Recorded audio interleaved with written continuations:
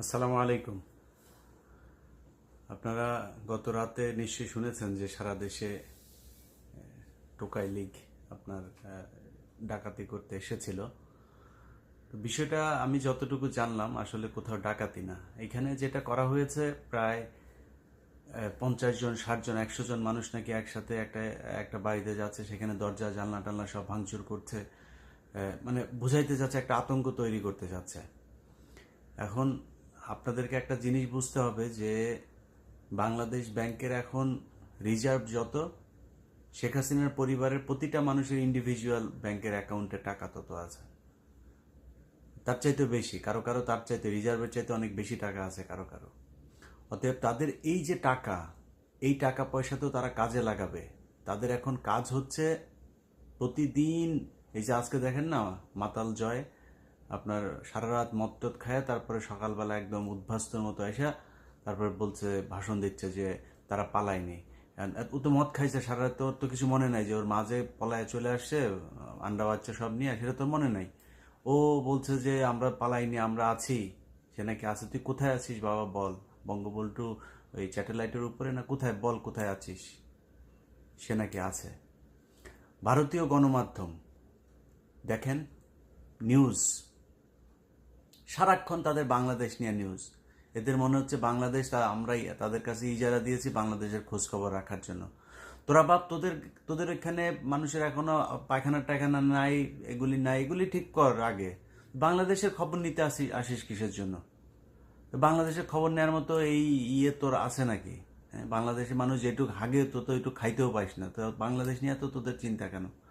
তো তারা ওইখানে বসে আমাদের নিয়ে কথাবার্তা বলছে যে আমাদের দেশের অবস্থা নাকি খুব খারাপ, আমাদের দেশে চুরি হচ্ছে, ডাকাতি হচ্ছে, শেখ হাসিনার ব্লাউজ ট্লাউজ খুলে তারপরে পোলাপান দুষ্টুমি করছে, এই নানান কথাবার্তা।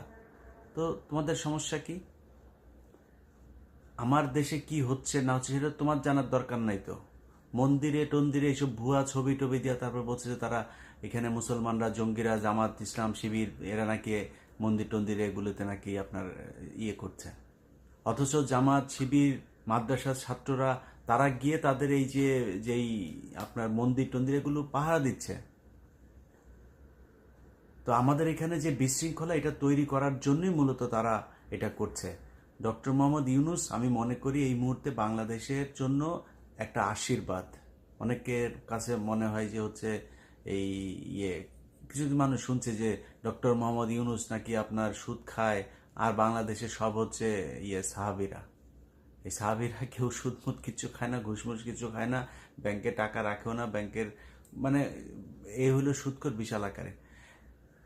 ডক্টর মোহাম্মদ ইউনুস কি করে কি না করে আমার জানার দরকার নেই। ডক্টর ইউনুসকে দিয়ে এখন বাংলাদেশের যে পরিস্থিতি, এইটাকে সামলানোর জন্য এর চাইতে পারফেক্ট আর কেউ নাই।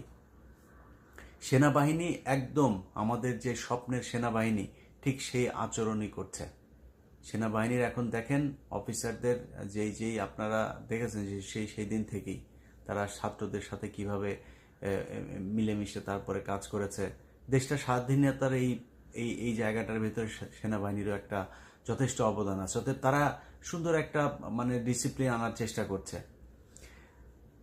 আমাদের পুলিশ বাহিনী, আপনাদের কাছে অনুরোধ যে পুলিশের যারা আছে, এখন যারা পুলিশে আছে, আপনাকে বুঝতে হবে তারা কিন্তু আপনাদের সাথের মানুষ। যারা এই হাসিনার আন্ডা বাচ্চা যেগুলো, সেগুলো কিন্তু পালিয়ে গিয়েছে। শুধু আছে এই যে হাবিব, তারপরে আরেকটা আছে ওই যে র্যাবের ডিজি, এই টাইপের কয়েকটা আছে। এগুলোকে আপনার হেডকোয়ার্টারে নিয়ে এসছে, কিন্তু আমি মনে করি তাদের পাবলিকের হাতে ছেড়ে দেওয়া উচিত। হাবিব কিভাবে এখনো দেশে করে, আইজিপি ওইদিকে গুহার মধ্যে ঢুকা তারপরে গোপন তার বার্তা দিচ্ছে। এইদিকে পুলিশের আপনার এসপিদের একটা চ্যাট গ্রুপ আছে, সেখানে কিছু এসপি বসে তারপরে অন্য এই যে এসপিদের ইয়েদেরকে, কনস্টেবল তারপরে সাব ইন্সপেক্টর এদেরকে বলছে তোমরা এসো না, তোমরা ইয়ে কর্মবিরতি পালন করো, হ্যাঁ আসার দরকার নাই। তারা এগুলি করছে। অতএব আমি পুলিশ ভাইদের বলবো, পুলিশ ভাই আপনারা আমাদের ভাই, আপনারা ছাড়া এই দেশের আইন শৃঙ্খলা রক্ষা করা সম্ভব না, যেটা এই গত কয়েকদিন ধরে ঘটছে। কিন্তু একটা জিনিস আপনাদের মাথায় রাখতে হবে যে এই পুলিশের বন্দুকের গুলিতে আমাদের দেশের অনেক নিরীহ প্রাণ ঝরেছে। এই পুলিশ গত এই 15 বছরে অনেক নির্যাতন করেছে মানুষের উপরে। সো মানুষের সেই ক্ষোভটা আছে, আপনাদের এইটুক অ্যাকসেপ্ট করতে হবে, কিছু করার নাই। এটা মেনে নিয়ে আপনাদেরকে কাজ করতে হবে, কিছুটা ঝুঁকি থাকবে। আর সাধারণ মানুষের যারা বিএনপি ছাত্রদল, যুবদল, বিএনপির মূল দল, ছাত্র শিবির, জামায়াতে ইসলাম, তারা এই 15 বছর অনেক কষ্ট করেছেন, কিন্তু আপনাদের একটা জিনিস বুঝতে হবে, পুলিশের সবাই কিন্তু ঘুষখোরও না, পুলিশের সবাই কিন্তু শেখ হাসিনার কথায় চলেও নাই, তাদেরকে বাধ্য করা হয়েছে গুলি করার জন্য। সো এখন যারা আছে থানায়, যারা আছে তারা কিন্তু মানে এই শেখ হাসিনার মানে বিপক্ষের যে লোকগুলি, যারা এই অন্যায়গুলো পছন্দ করেনি, তারাই কিন্তু মনে করেছে দেশ স্বাধীন হয়েছে, এখন আমরা স্বাধীন, এখন সুন্দরভাবে কাজ করব। আর চোর বাটপার যা আছে সেগুলো কিন্তু পালিয়ে গিয়েছে। সো এই এদের উপরে আক্রমণ করছেন, এরা কিন্তু শেখ হাসিনার ওই পুলিশ না, এটা মনে রাখেন। তাদেরকে আপনারা বিভিন্ন মিটিং মিছিলেও দেখেছেন যে একজন সামনে থাকতো যে কিনা সবাইকে গালাগালি করতো, গুলি করাই করছিস না, পিছনে লাথি মারতো, এগুলো এই ভিডিও চিত্র আপনারা দেখেছেন। সো একটু হিসাব করে তারপরে করতে হবে। আমি মনে করি যে যারা পুলিশে এই গত 15 বছরে চাকরি নিয়েছে, সে এই এমপিদের নিয়ে রিকমেন্ডেশন নিয়ে, তাদের ব্যাপারে একটা তদন্ত হইতে পারে যে তাদের পরিবার কি আসলে আওয়ামী লীগ করে কিনা, নাকি এলাকার এমপি টাকা খেয়ে তারপরে ওকে চাকরি দিয়েছে। যদি আওয়ামী লীগ করে তাকে চাকরিতে রাখা আমার মনে হয় ঠিক হবে না, কারণ এটা এটা মানে আল্লাহ প্রদত্ত নিষিদ্ধ দল এখন বাংলাদেশে। 2 দিন আগে জামাত ইসলামকে নিষিদ্ধ করেছিল, আল্লাহ ওইটার জবাব দিয়ে দিয়েছেন যে এত বেশি বাড়াবাড়ি ভালো না। সো আওয়ামী লীগের নামের উপরে এখন পেদানি খায় মানুষ। আজকে আপনারা একটা ছাত্রলীগের এক নেত্রীকে দেখেছেন নরসিংদীতে কিভাবে ন্যাংটা করে তারপরে পেটাইছে। সো এগুলো এই যে এগুলো তো তাদের যে কৃতকর্ম সেটার ফল। এটা আপনি সবকিছু আপনি চাইলেও করতে পারবেন। আমি ব্যক্তিগতভাবে যদিও এই যে আওয়ামী লীগের লোকজন পাইলে এইভাবে পেটানো কোপানো, এটা আমি পছন্দ করি না, এটা আমি সাপোর্ট করি না। কিন্তু একজনকে যে করবেন, আমাকে একজন বলেছে যে তার এলাকায় ভাঙচুর করছে, তো আমার কাছে বলেছে যে আমি বললে হয়তো শুনবে, মনে করেছে বিএনপি ছাত্রদল যুবদলের, আমি যদি একটা ফোন করি আমার কথা শুনবে। আমি ফোন করেছিলাম, তো ফোন করার পরে সে বললো যে ভাই এইখানে তার সাথে আওয়ামী লীগের লোকজনের একটু খাতির টাতির আছে, এইসব কথাবার্তা। তো মানে আওয়ামী লীগের লোকের সাথে খাতির থাকার কারণেও তাদের দোকানপাট বাড়িঘর ভাঙচুর করছে। এবার চিন্তা করেন মানে কতটুকু ক্ষোভ মানুষের। তো শেখ হাসিনাকে বুঝতে হবে যে আপা মানে ঘৃণা কাকে বলে, এটা আমরা কিন্তু আমি অন্তত গত 5 বছর ধরে আপনাকে বলছি যে ঘৃণা কি, আপনাকে মানুষ কতটুকু ভালোবাসে, এটা আল্লাহ যেন সেই দিনটা দেখায়। সেই দিনটা এখন 15ই আগস্ট আসতেছে না, 15ই আগস্টে টের পাবেন যে এবার কত মানুষ আপনার 15ই আগস্ট পালন করে। এবার বুঝবেন, এবার খুব সুন্দরভাবে টের পেয়ে যাবেন। অতএব এই দেশের ভেতরে যত গ্যাঞ্জাম, যত শয়তানি বদমাশি, এগুলি শেখ হাসিনা এখন ওই পারে বসে বসে তারপরে করছে। আর ভারতীয় গোয়েন্দা সংস্থা তো একটা তো আছেই, তারা তাদেরকে তাল মেলাবে, তারাও চেষ্টা করবে এখানে যাতে একটা অস্থিরতা থাকে। সো আমি মনে করি সেনাবাহিনীর ভেতরেও যে ধরনের রদবদল হয়েছে, হওয়ার পরে এখন একটা সুন্দর জায়গায় এসছে। সেনাবাহিনী ছাড়া আসলে বাংলাদেশের মানুষের আর কেউ নাই। মানে আল্লাহর পরে দুনিয়ায় যদি নাকি মানে কারোর প্রতি কাছে যদি যায়, যদি কেউ মানে শেষ একটা ভরসার জায়গা যেটা বলে, সেই জায়গাটা কিন্তু সেনাবাহিনী। সো সেনাবাহিনীর ভাইরা, আপনারা এই গত 15 বছরের মধ্যে একটা নির্বাচনে যথেষ্ট জনগণের ঘৃণা কুড়িয়েছেন। সেটা আমার বিশ্বাস যে জনগণও আপনাদেরকে ক্ষমা করে দিয়েছে। আপনাদের সেই মানে নতুন একটা চেহারা আমরা দেখছিও, আপনাদের প্রতি আমাদের সম্মান, ভালোবাসা, শ্রদ্ধা সবকিছুই আছে। আমরা চাই আপনারা এই জিনিসগুলো দেখবেন এবং বিশেষ করে রয়ের যেসব লোকজন আছে সেগুলোকে খুব দ্রুত পদক্ষেপ নেবেন। গতকালকে কাশিমপুর কারাগারে যে কটা মানুষের লাশ দেখলাম আমি এই গাজীপুরে হসপিটালে, সেখানে প্রতিটা লাশ দাড়ি, বড় বড় দাড়ি, এবং বোঝাই যাচ্ছে যে সেটা একজন মানে মাওলানা ছিল, তিনি একজন আলেম ছিলেন। তাদেরকে মেরেছে। এখন মাল্য হচ্ছে ওই যে কি কুমার বালা, সে হচ্ছে ওইখানকার সিনিয়র জেল সুপার। আমি জানি না এই লোক এখনো পর্যন্ত জেল সুপার কিভাবে আছে। একজনের কাছে শুনলাম যে প্রথমে ওই এই এই কাশিমপুর যে কারাগার, এই কারাগারের যে মসজিদের ইমামটা, এই ইমামটা নাকি বদমাইশ। এই বদমাইশকে দিয়ে তারপরে প্রথমে এই বালা তাদেরকে উস্কানি দিয়েছে, বলেছে যে শেখ হাসিনা চলে গিয়েছে, এবার তোমরা সবাই করো, আন্দোলন করো, সবাই মিলে বিক্ষোভ করো, বিক্ষোভ করে তারপরে বের হয়ে যেতে পারবা। তো জেলখানার ভেতরে কিছু মানুষ উত্তেজিত হয়েছে, কিছু মানুষ বিক্ষোভ করেছে, মিছিল টিছিল শুরু করেছে। এরপর যায় সে গুলি করা শুরু করেছে। গুলি করে সেখানে যতটুকু এখন পর্যন্ত শুনলাম 36 জন টোটাল মারা গিয়েছে। অতএব এই কুমার টুমার এগুলোরে মানে শাস্তি দিতে হবে।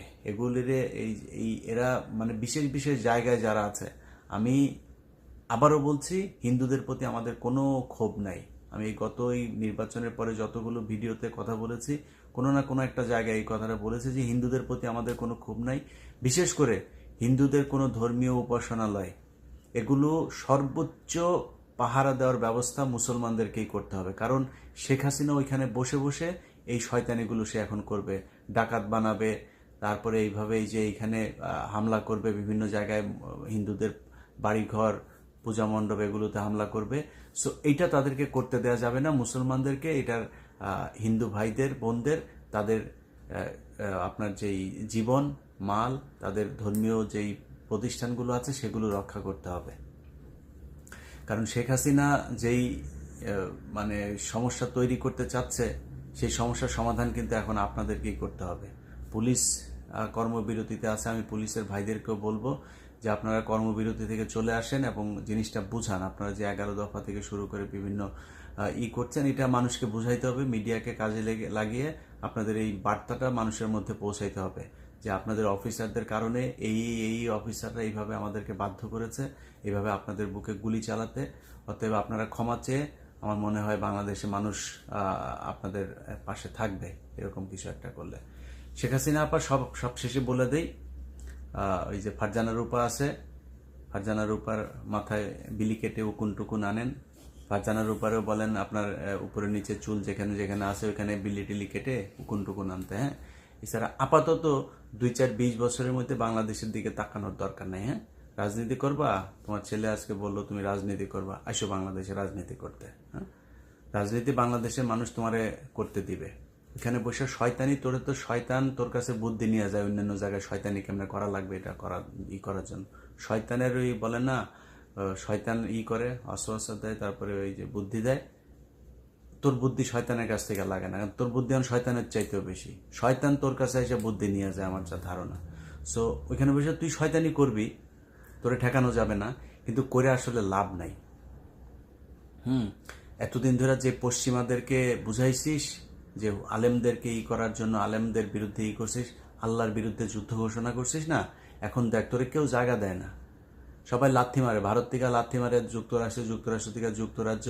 এখন তোর যায় সেই মুসলমান দেশেই যা চাইতে হয়, আরব আমিরাত, সৌদি আরবে তুই এখন চাচ্ছিস তোর জায়গা দেওয়ার জন্য। সেখানে আমার বিশ্বাস জায়গা হবে না।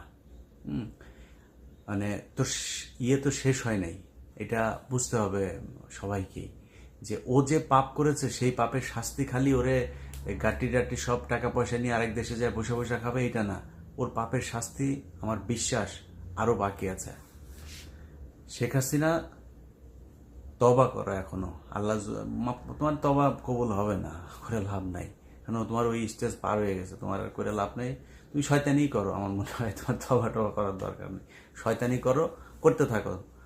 আর দেশে যেগুলি আছে এগুলির ভেতরে যেগুলি কিনা বিপদে টিপদে পড়ে তারপরে আওয়ামী লীগে যোগ দিছিল, এগুলোকে কিন্তু আপনার এই মানে আমাদের মুসলমান সমাজে জায়গা দেওয়া যাবে না। ওরা তবা পড়বে, তবা পড়ে কালেমা পড়ে আবার মুসলমান হইয়া যখন কিনা আমাদের ধর্মে আসবে তারপরে এদেরকে রাখা যাবে। এর আগ পর্যন্ত এদেরকে আমাদের সমাজে রাখা যাবে না, ওদেরকে অন্যদিকে রাখতে হবে, আলাদা ধর্ম হিসাবে এদের কাউন্ট করতে হবে। সো অনেক কথা বললাম, আরও অনেক কথা বলতে হবে আসলে এখন যে সময়টা। তো সেনাবাহিনী, পুলিশ যারা নতুন আসবেন, সবাইকে বলবো যে দেশটা আসলে একটু সুন্দর করে গড়ে তোলেন। ছাত্রদল, যুবদল ভাই, আপনাদের কাছে অনুরোধ, সামনে তারেক রহমান প্রধানমন্ত্রী হবে। সো আপনারা, এটা আপনাদের দেশ, আপনাদেরকে চালাইতে হবে। আপনাদেরও অনেক দায়িত্বশীল আচরণ করা দরকার। দেশটা যেন আবারও সেই শেখ মুজিবের এই বিজম্মাদের মতো আবার মানে চাঁদাবাজি, লুটতরাজ এরকম জায়গায় যেন দুর্নীতি, লুটপাটে যেন না যায়। সবাই ভালো থাকবেন। আল্লাহ হাফেজ।